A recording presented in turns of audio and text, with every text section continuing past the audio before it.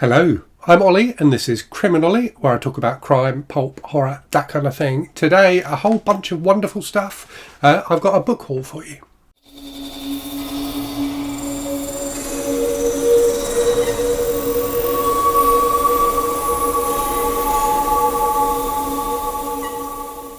So I've got about 20 books to go through with you today. A mix of physical books and Kindle books, and also a mix of books I've bought for myself, books that have been sent to me, either by viewers or by authors or publishers. So there's a real blend of different stuff here. Some of these books are books that I kind of know a bit about. Some of them I don't know anything about at all. But I'll talk through all of them with you and see if there's anything that people find interesting and anything that people out there think I should prioritise in terms of my reading. I am still trying to read more books than I acquire, but I don't think I'm quite succeeding at that at the moment. So let's go through them. I'll start with the Kindle books and then I'll get to the physical ones. So Kindle books first then. So two books which are a duology at the moment. I guess it will become a longer series. So the first is Legends and Lattes by Travis Baldree. So everyone seems to love this book. So it's like a cozy fantasy book about an orc, I think, who decides to give up like fighting and looting and war, war and stuff like that, and set up a coffee shop. So it's just supposed to be really sweet, really gentle. Everyone I know who's read it seems to have really loved it. And it was 99p on Kindle. And if you've watched the channel for any length of time, you will know I cannot resist a book that's 99p on Kindle. If anyone has ever said anything even vaguely complimentary about it within my earshot and it's 99p, I'll probably buy it. So I got that one, and then a few days later, rather wonderfully, the sequel turned up on NetGalley. So NetGalley, if you don't know, is a book like a book website where reviewers like me can get advanced digital copies of books. And the sequel to Legends and Lattes, which is called Bookshops and Bone Dust, also by Travis Baldree, turned up on NetGalley. I applied for it, I requested it, and that request has been granted. I think it doesn't come out till October or November of this year, so I will try and make sure that by the time that book comes out, I've read both Legends and Lattes and Bookshops and Bone Dust, and can do a kind of review to tie in with the launch. A few more Kindle things then. So Reflex by Dick Francis. So Dick Francis was an author I think I had in my mind because I'd mentioned him in the video I did a little while ago where I was talking about authors with similar surnames.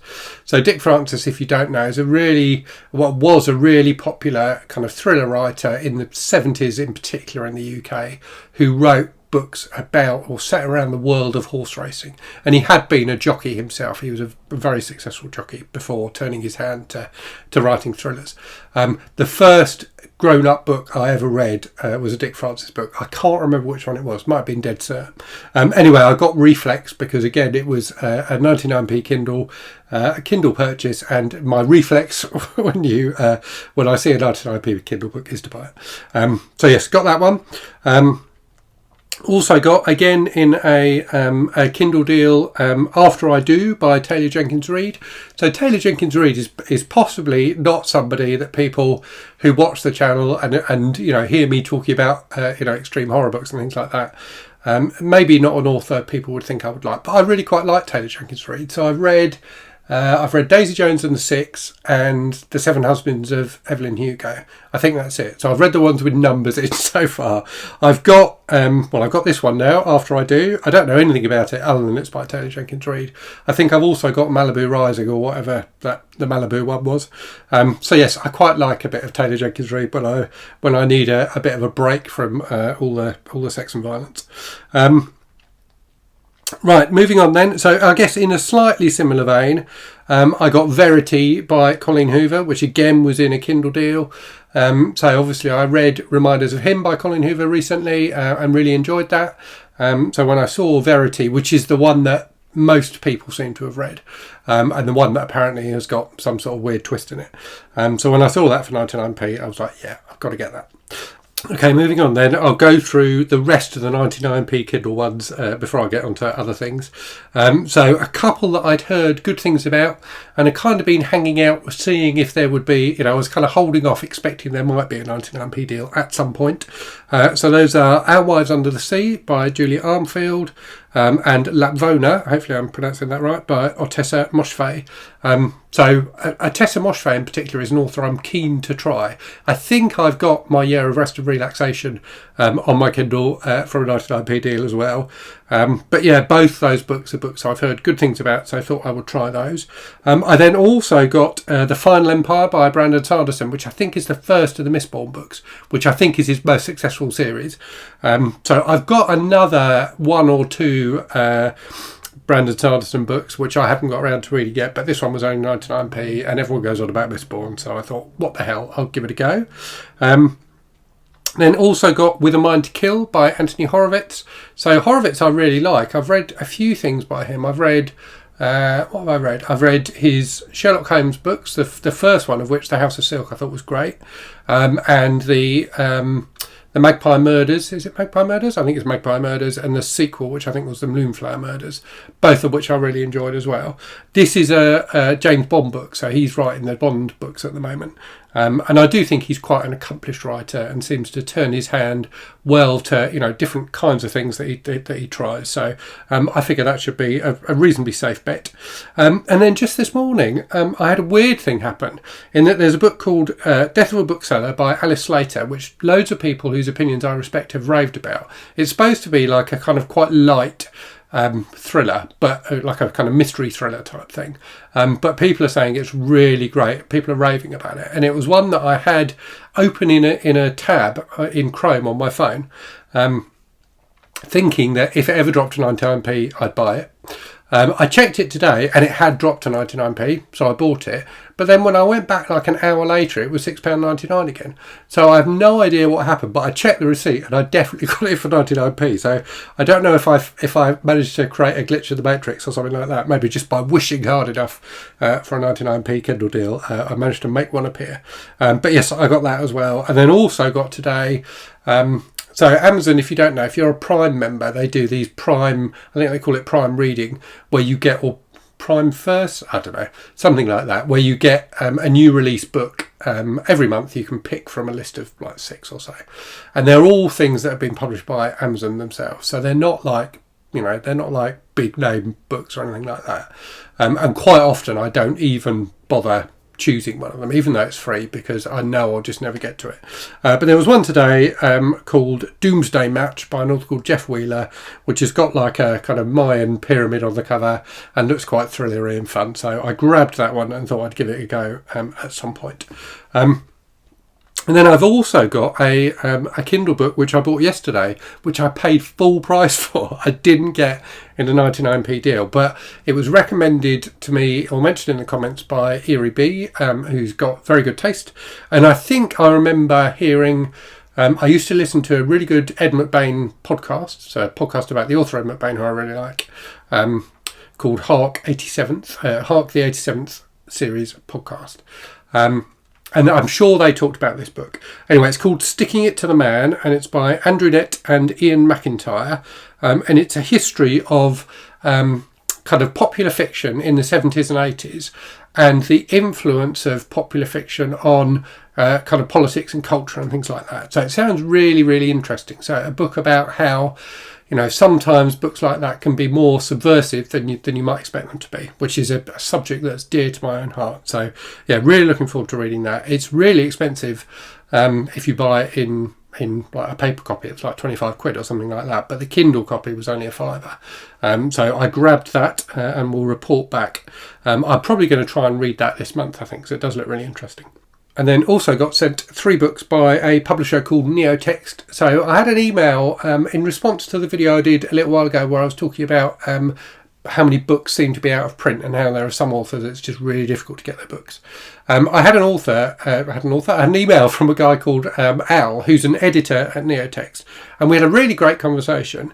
And at the end of it, I said, well, if you've got, if Neotext, I had a look at their website and I said, your books look really good. Send me some if you want to. So he sent me 3 of their books. So he sent me The Final Continent by DC McManus and Simon Bisley. So Simon Bisley is a comic artist whose work I used to love in 2000 AD years ago. And I think he did Lobo for DC for a while as well. So Al sent me that, and also North Border by Benjamin Percy, which also looks great. They've all got fantastic covers. And Midnight 99 by Ashley Christine. So looking forward to diving into those soon. And then Al also very kindly sent me an Emma McBain book from Amazon. So he sent me Doors by McBain, which he said was one of McBain's really good ones. So one that was published under a pseudonym, Ezra Hannon, but looks really interesting and comes from Mysterious Press, who normally have pretty good taste in terms of the things they publish. So thanks again, Al, for that. Very much looking forward to it. Right, that's all the Kindle stuff out of the way. So let's get down to the physical stuff. So I'll start with the one I've shown on the channel before. So this is Monster Volume 2. By Naoki Urasawa. So I've read this already. It's fantastic. Manga kind of thriller. I'm really enjoyed this series. I didn't know what to expect with it, but it's really, really entertaining. It's got kind of a slightly 70s Robert Ludlum type vibe to it. I also got this one. So this is Fool's Crow by James Welch. So this is one of the books I'll be reading for June on the Range. So this is a book set in 1870 about the kind of clash between white settlers and Native Americans, written by somebody who's a descendant of one of the Native American tribes. So it sounds really interesting and has fantastic reviews. I've got one here that was sent to me by an author, Christopher Baldy. This looks really fun. So it describes itself as kind of a mix between kind of Elmore Leonard, John D. MacDonald, people like that. So if it lives up to even part of that premise, or promise even, if it lives up to even part of that promise, I'm sure I'll really, really enjoy it. So yeah, looking forward to diving into that soon. Sorry, I didn't say what it's called, did I? Grand Finale. I just picked up this from the library.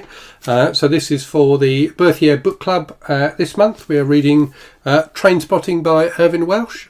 So obviously I did used to have a copy of Trainspotting. It came out in 1993 when I was 20.